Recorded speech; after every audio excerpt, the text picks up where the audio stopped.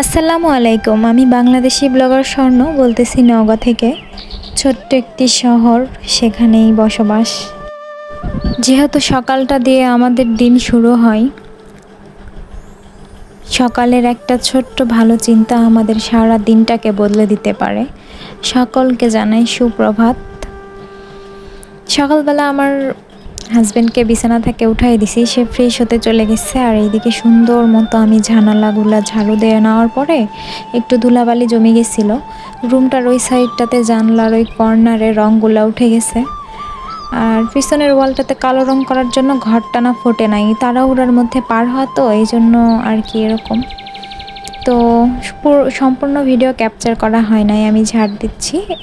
Next টাইমে হচ্ছে current চলে গেছিলো, পুরা বাড়িঘর মুছে নিছি। নেওয়ার পরে এখানে আসছি নাস্তার জোগাড় করতে।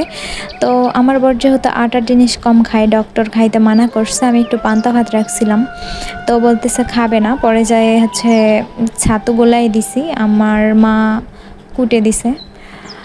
প্রত্যেক বছরে আমাদের বাসায় একটা নিয়ম আছে, ছাতু ভাঙাই একবারে বেশি করে। তো ভাঙালে সোয়াইব বাবুর জন্য দিয়ে পাঠায় অনেকগুলো করে।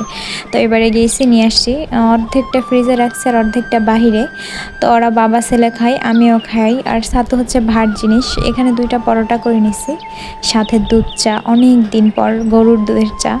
ওই ভিডিওটা ক্যাপচার করা হয় নাই। যাই হোক, আমার বর নিয়ে আসছে 1 প্যাকেট গরুর দুধ, 1 প্যাকেটে হাফ কেজি থাকে। এখানে তো আর খাঁটি দুধ পাওয়া যাবে না শহরের মধ্যে। তো গরুর দুধ, 2টা পরোটা, গরুর দুধ দিয়ে চা। আর আমার বরের জন্য করছি এক্সট্রা লাল চা, ও দুধ খায় না, পেটের একটু সমস্যা, তো সেই জন্য ডাক্তার অনেক কিছু মানা করছে তারে খাইতে। আর এদিকে আলু ভাজি দিয়ে পরোটা, আর এই যে 3 জনের 3 কাপ চা, এটা নিয়ে আমরা বসে গেছি আমাদের নাস্তা।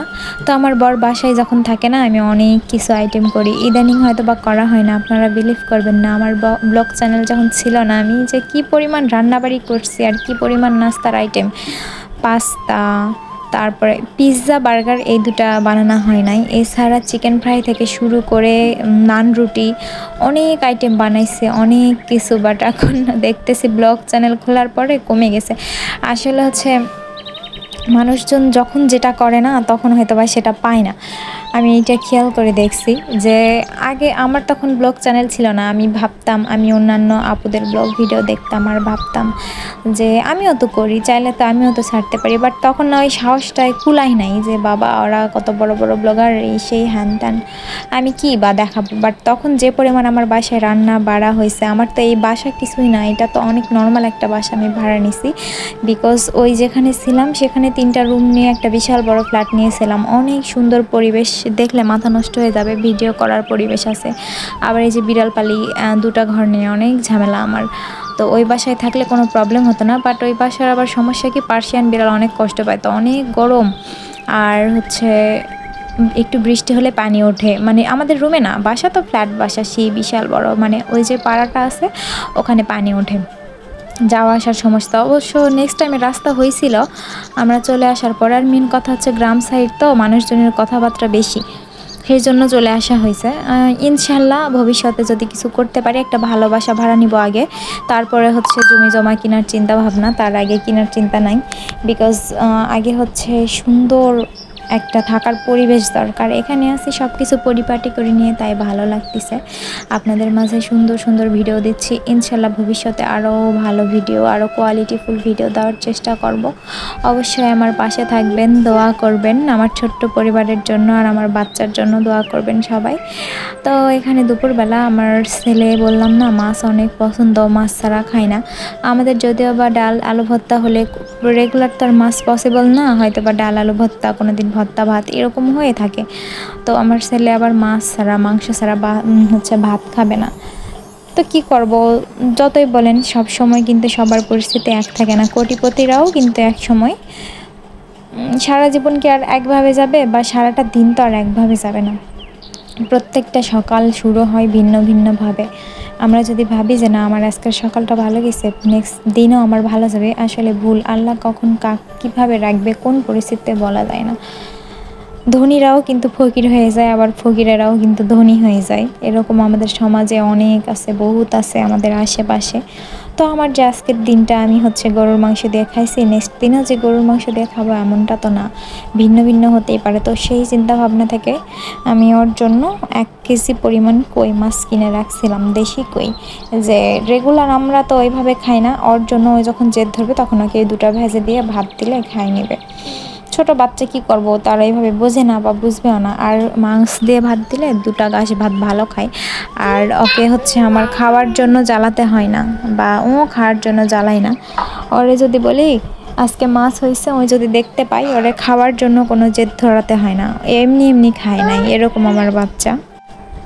এখানে কই মাছের ঝোল করতেছি, আলু বেগুন দিয়ে, আলু আর বেগুন দিয়ে কই মাছের ঝোল করতেছে। একটা বেগুন ছিল, আমি ভাবছি বেগুনি করব, বাট হয় নাই। তো আমার বর বলতেছে 2টা বেগুন 40 টাকা নিছে, জিনিসের দাম কমে গেছিলো, আবার বাড়ছে, সবজির দাম অনেক দাম। তো নষ্ট হলে তো ফেলে দিতেই হবে, টাকা নষ্ট না, 40 টাকার তো মূল্য আছে।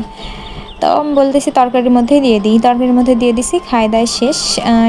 আর কই মাছের রেসিপি, ঝোল রেসিপি, এটা কিন্তু অনেক মজা হয়। আপনারা চাইলে রেসিপিটা যদি চান তাহলে আমি অন্য একটা ভিডিওতে সুন্দর করে জাস্ট রেসিপির ভিডিও দিব। আমি আবার কি করি, পেঁয়াজের মধ্যে তেল দিয়ে, ফার্স্ট টাইমে তেল দিই, এখানে সরষের তেল দিয়ে আজকে রান্না করছি। আর এই যে কুমড়া বড়ি, এগুলো আমার মায়ের বাসার, আম্মু দিছিল, আম্মুদের বাসায় হচ্ছে কুমড়া বড়ি দেয়। তো এইবারে যখন দিবে আপনাদের সাথে ভিডিও শেয়ার করব। আর কই মাছের রেসিপি যদি চান কেউ ঝোল, তাহলে হচ্ছে নেক্সট টাইমে অন্য একটা ব্লগ আকারে দিব। কষায় নেওয়ার পরে পানি দিচ্ছে, আর আমি আগাগোড়ায় কষাই অনেক সুন্দর করে। আমার কষানোটাই মেন, প্রত্যেকটা তরকারি না কষালে আমি খাইতে পারি না। অনেকে আছে ঝটপট রান্না করে উঠে যায়, আমার ওরকম ফাঁকিবাজি রান্না আমার ঘরে চলে না। অন্তত আমার যতটুকু সময় লাগবে আমি বসে থেকে রানবো। শরীর যদি ভালো থাকে, শরীর ভালো না থাকলেও বসে থাকি না, সম্পূর্ণ কিছু করি। কারণ এমন কেউ নাই যে আমাকে এসে হেল্প করবে, যে যার মতো ব্যস্ত, শ্বশুর শাশুড়ি ননদেরা সবাই সবার সংসার নিয়ে ব্যস্ত। এইদিকে আমিও আমার সংসার নিয়ে ব্যস্ত। অসুস্থ হয়ে থাকলে তো আর কেউ কিছু করে দিবে না, যা হেল্প করে আমার বর, এছাড়া কেউ না। আর আমার ছেলে আমাকে হেল্প করে অনেক কাজে হেল্প করে। ও দেখে আমি যেগুলো করি ও করার চেষ্টা করে। কাপড় ভাঁজ করলে কাপড় ভাঁজ করে দিবে, ঘর ঝাড় দিয়ে দিবে আমার ছেলে, এরকম মানে ও করার চেষ্টা করে। ও তো আর পারবে না, ছোট মানুষ। আজকে এটা দিয়ে আমাদের দুপুরের খাওয়া দাওয়া। তো সবাই ভালো থাকবেন, আজকের মতো এতটুকুই। আল্লাহ হাফেজ।